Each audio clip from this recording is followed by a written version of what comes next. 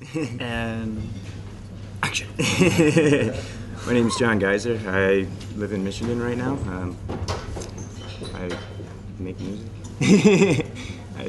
That's me. That's all I do. Yeah, Michigan. My name is Troy. I'm from the United States, and I live in Berlin. Of America. And I live in Berlin.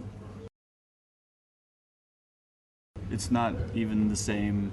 It's like talking about when little school kids play soccer and when there's the World Cup. So why?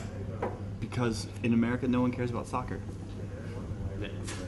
And it's the same for electronic music. I mean, it's just different. Like, I think dance music in general was more accepted here for a longer period of time. So in the U.S., it came about late, even though like small areas like Detroit and Chicago have been around for a long time and maybe they're where things started.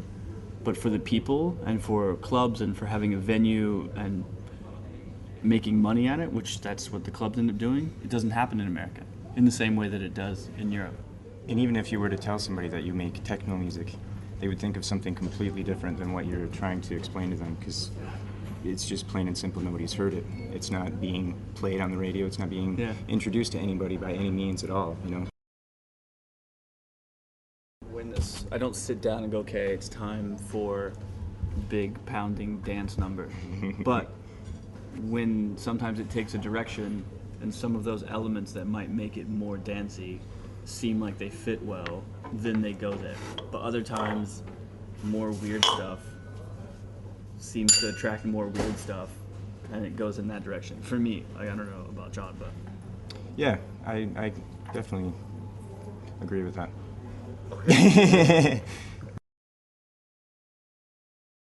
But I think advanced means different things to different people. Like, I don't think you have to be advanced to understand what I make, but you certainly can't come into it with no experience, with no history. You can't just walk in like my dad isn't gonna walk in and be like, "This is so sweet." Right. He's gonna be like, "Why is it so boring? Why?" Like, because he has no foundation for dance music. It doesn't mean anything to him. He needs country and western guitars and hats and like thing. But that's my dad. Okay.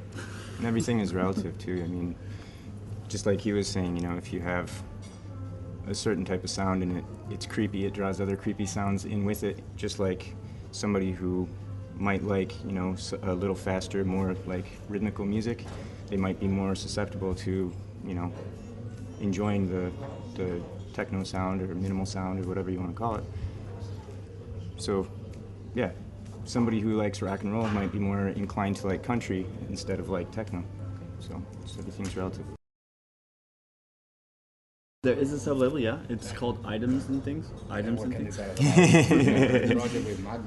It's Magda and Mark Hool and myself. And Rich kind of just said, if you guys want, you can do this sub-label of Minus. Do whatever you want. I don't have anything to do with it. You guys make the artwork, you choose the tracks, it's your thing. We will only support you and help you make the records.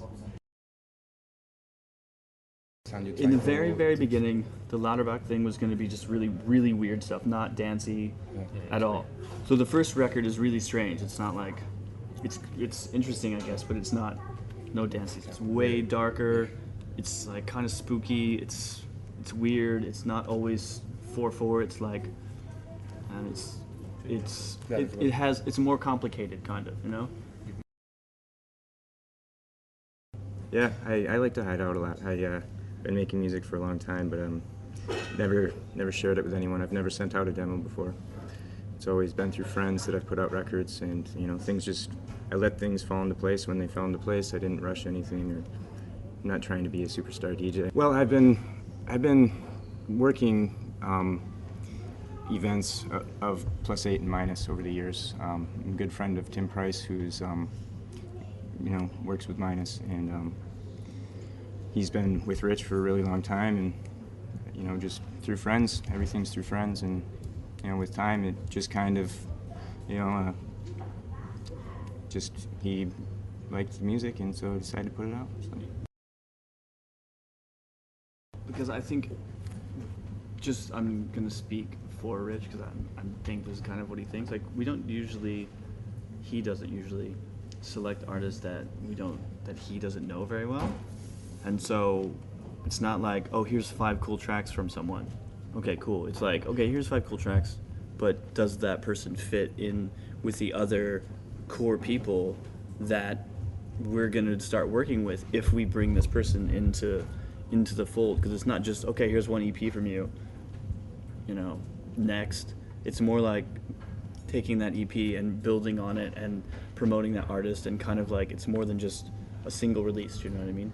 It's kind of like a proper label. Cool people that make cool stuff, have a good attitude, and we all fit in this weird thing I'm doing with my hands.